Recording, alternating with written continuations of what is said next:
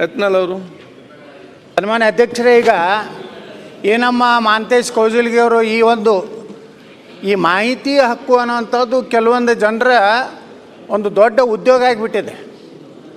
ಈಗ ಅವ್ರು ನೋಡಿಬಿಟ್ರೆ ಅವರ ಮನೆ, ಅವರ ಕಾರು, ಅವ್ರ ಅಂತಸ್ತು ನೋಡಿದ್ರೆ ಎಲ್ಲ ಅಧಿಕಾರಿಗಳನ್ನು ಬ್ಲ್ಯಾಕ್ಮೇಲ್ ಮಾಡೋದು, ಜನಪ್ರತಿನಿಧಿಗಳನ್ನು ಬ್ಲ್ಯಾಕ್ಮೇಲ್ ಮಾಡೋದು, ಇದೊಂದು ಕಾಂಟ್ರಾಕ್ಟರ್ಗಳನ್ನು ಬ್ಲ್ಯಾಕ್ಮೇಲ್ ಮಾಡೋದು, ನಿರಂತರವಾಗಿ ಈ ಮಾಹಿತಿ ಹಕ್ಕು ಅನ್ನೋಂಥದ್ದನ್ನು ದುರುಪಯೋಗ ಇವತ್ತು ರಾಜ್ಯದಲ್ಲಿ ಭಾಳ ಆಗ್ತಾ ಇದೆ. ಮಾನ್ಯ ಸಚಿವರು ಹೇಳಿದ್ರು, ನಾವು ಅಷ್ಟು ಡಿಸ್ಮಿಸ್ ಮಾಡಿದ್ವಿ, ಇಟ್ಟು ಡಿಸ್ಮಿಸ್ ಮಾಡಿದ್ವಿ. ಆದರೆ ಆ ಮಾಹಿತಿ ಹಕ್ಕು ಕೇಳೋರ್ದು ಏನೇನಿದೆ ಅವ್ರ ಮೇಲೆ ತನಿಖೆ ಆಗಬೇಕು, ಅವ್ರಿಗೆ ಏನಾದರೂ ಕಠಿಣ ಶಿಕ್ಷೆ ಆಗಬೇಕು. ಯಾಕಂದ್ರೆ ಅವರು ಭ್ರಷ್ಟಾಚಾರ ಮಾಡೋದಕ್ಕೆ ಈ ಮಾಹಿತಿ ಹಕ್ಕು ಕಾಯ್ದೆಯನ್ನು ದುರುಪಯೋಗ ಮಾಡ್ಕೊತಾ ಇದ್ದಾರೆ.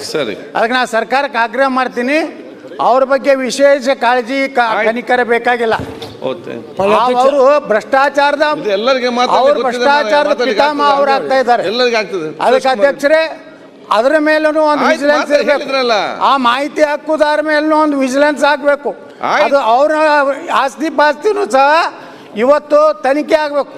ಅಂದಾಗ ಅವ್ರು ನಿಜವಾಗಿ ಮಾಹಿತಿ ಹಕ್ಕುದಾರರು ಅಥವಾ ಸರ್ಕಾರವನ್ನ, ಅಧಿಕಾರಿಗಳನ್ನ, ರಾಜಕಾರಣಿಗಳನ್ನ ಬ್ಲ್ಯಾಕ್ ಮೇಲ್ ಮಾಡುವಂತ ಮಾಹಿತಿ ಹಕ್ಕುದಾರರು ಭಾಳ ಆಗಿದ್ದಾರೆ.